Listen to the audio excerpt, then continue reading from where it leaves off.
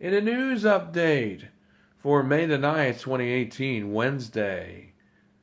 How you doing this morning? It's Michael DeSilva's top of the morning off to everybody. Want to inform you of some of the latest news that's going on. A 74-year-old man was arrested at a mansion out in Chesterfield County because there were drugs that were being picked up and being dropped off at this place. They believe there might have been a meth lab there, and they found lots of scales and other equipment and paraphernalia dealing with drugs and distribution of drugs and or making.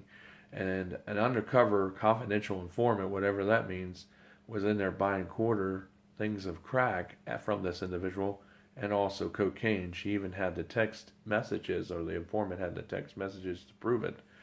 And of course, he's gotten several felony charges. He's been released on bond by his own countenance. He's got to go to court on the 14th of May, which is Monday, to answer to all those charges. And that happened last night. Meanwhile, a guy up in Fairfax was driving along a school bus, and apparently a school bus stopped at a red light, and the guy was in the next lane at the same red light, and he just started to feel himself. And three of the teenagers on the bus evidently saw him doing that. They reported it to the bus driver, and the bus driver in turn called 911, and the guy was then taken into custody out of Fairfax, Virginia, at pervert pedophile. So therefore, he's on 3 counts of indecent liberties with children by fondling himself. Should not have been doing that disgusting thing with those children. Be able to see that in view, or be able to do that because there was a bus there in the first place, because he's a pervert. Anyway, next news. Remember the under the scam alert. This is for Cyber Watch alert this morning. Remember the old infidelity scam emails that were going around? Well, now there's a new scam that is very similar to that, but now we've in the email it says, now we have caught you or witnessed you or intercepted you watching a video on a porn site. Please pay over $300 in Bitcoin, in so much time in order to keep this safe. This too is a scam, because both the infidelity letter that went out to people's residence or was sent to their email boxes, this new Bitcoin scam is also another scam, because the spellings like the other one for the infidelity were incorrect. The grammar was incorrect. These are all red flags.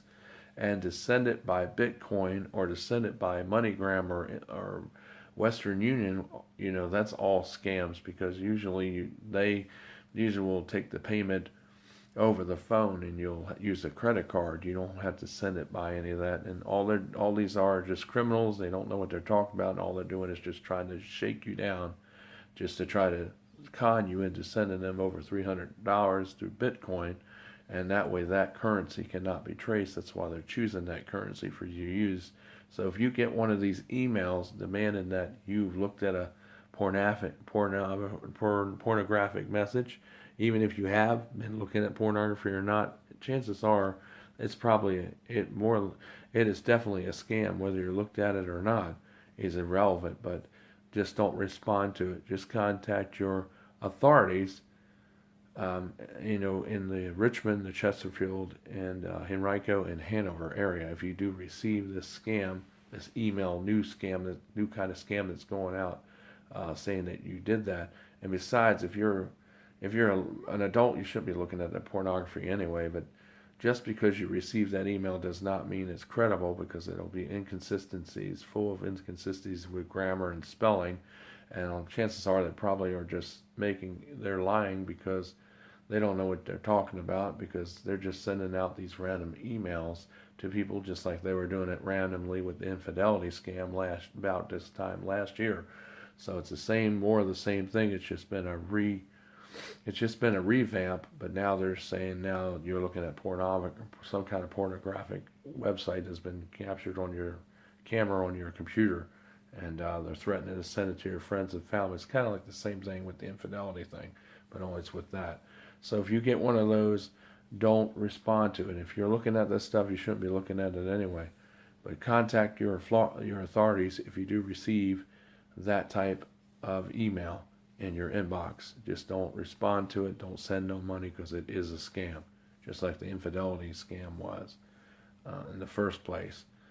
Um, so, like I said, these scams are getting more and more fancy, or more and more persistent, and they're finding more ways to do it through technology. So just be aware of that. That if you have received or you do receive this email, do not respond to it. Just contact your authorities. I mean, I hope none of you all are looking at pornography, because you shouldn't be looking at that stuff anyway. That's smut anyway. But if you do get it, whether you are or not, it is a scam and you don't need to respond to it. But like I said, I hope you're not looking at that stuff. All right, let's get to the next stories. Well, as I said, everything is cool. It's been pretty quiet lately.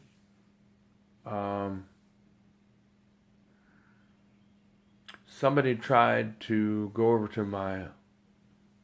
went over to my uncle's place yesterday that happened to said that they were a friend, and they went over there and got him all upset, and because they thought that he was talking, or that I was trying to pull him into my business, which really I'm not trying to pull him into this stuff, because they agree with the people that are spreading the rumors around here that I'm guilty of doing all this stuff, which I'm not, because these are people that these are people that want to get me out of here. And this lady is Susan. She never lived here, but she went over there saying she was a friend of my uncle's, and I guess they've talked when she used to live here, and she went over there talking to him and got him all upset, and she threatened him, I guess, and got him all upset and got him all stressed out. And so I haven't been able to go over to his house for the last couple of nights because of this thing, what she did, because she figured she could go over there and try to rescue him or try to fix it. And really, it's none of her business. And this lady has had a habit of doing that with other people and causing more trouble with other people as well in this complex. I was talking to Kathy, where this same lady said to Kathy in this building that she would try to fix something because they had some kind of falling out. Her and Kathy and this other lady had a falling out. And this same lady, Susan, said, well, I'll talk to her and smooth things over for you, Kathy. But really, what Kathy should have said, just said, well, I don't need you to help me with that. I'll take care of that myself. But instead she said, okay. So then Susan went over there to talk to her, and it just made things a lot worse between the two. And they ended up not being friends anymore because of what Susan said to her. Because I think Susan just didn't want Kathy to be her friend. And Susan wasn't doing that to be a friend. She was just doing that because she just wanted her to be her friend, and because she didn't like Kathy. And she just did that. And it's just like what she's doing here. You know, she is all friends with all these people that have caused me trouble here. These two people, Patricia and, also, the other lady that lived across the hallway from me. And they're all talking. And, of course, she's moved over to the other side. And apparently she came over there and shook my uncle up and got him all riled up. And it really wasn't her business to do that, because I'm not pulling him into anything. And I'm not causing him any stress. But that caused him a lot of stress, because when I was talking to him, he's like, oh, I'm going to bed, and I'm going to take my medication. And he's all upset, and he hung the phone up on me because he's all upset and stressed out because she came over there and riled him and got him all upset. Because they think that they're going to try to threaten him after I move out, because they don't want him going down there to say anything or to be a witness to what has happened, because they know that if he goes down there to do that, they're going to lose, because he's been around a lot of it when it happened. And so they know that, he's my uncle, and they threatened him. They threatened him 2 times. Lady on the other side has threatened him indirectly. And then Susan went over there on Monday and did the same thing. So like I'm saying, and there was no reason for her to do that, but that's the reason why, because she's friends with all these people that have caused me trouble. And that's the whole reason why she did it. And the funny thing is, she don't even live here. So anyway, anymore. So she lives somewhere else because she got some money from somebody that died, and she's got a lot more money now, and she's living on that. and she's moved somewhere in a lot nicer place. But she comes over here thinking that she knows everything and can just go in and try to fix everything. And a lot of times she causes a lot of trouble and destruction. And a lot of people that are like that, or like this, think they're helping people, but really they're causing more harm than good because they don't know all the facts. And they get in the wrong situation, they're going to be in a whole lot of trouble. It's just not a good idea to be doing stuff like that, especially when you don't know half of what's going on. But anyway, that's what happened on Monday. Um, but anyway, my uncle said that he's too far into it, and I don't know if he's going to help me or not because I think I think his aide is trying to advise him not to. But I think they're going to still mess with him anyway, because when I was outside yesterday, they said, "Oh, he just, he just came up here and just said hi, how are things going, and said hi to us, and then he just left." You know, he didn't stay around and talk at all. He just left and went back home. Oh, and they were saying about me, look at him. He's over there, up there on his phone. I don't know. He's always on that phone. I don't know what he's doing, but talking about me. And it's really none of their business what I'm doing. I'm really just putting out in the news stories, you know, but they're talking about that, and it's really none of their business, but that's what the lady said out there in Building 3. But anyway, that was yesterday. All right, and but anyway, that's just some of the things going on here. Um, but anyway, things are just really, the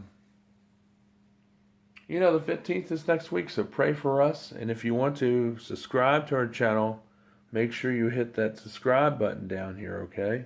Because there's a subscribe button there, and that's how you can subscribe to get all the news updates here and find out what's going on with New Hunter Church of Christ and other events of the In the News updates. And of course, if you live in the Richmond area, Richmond, Virginia, and you go down to Broad Street, pay attention to all the markings and signs because the new Pulse service is in operation now. So be careful of the signs and the crosswalks. Make sure you pay attention to that so you don't get a ticket because they are in effect now. So anyway, but other than that, you all have a nice day and take care, everyone. This is Michael. This was for In the News. This has been an In the News update for May 9th, 2018, Wednesday.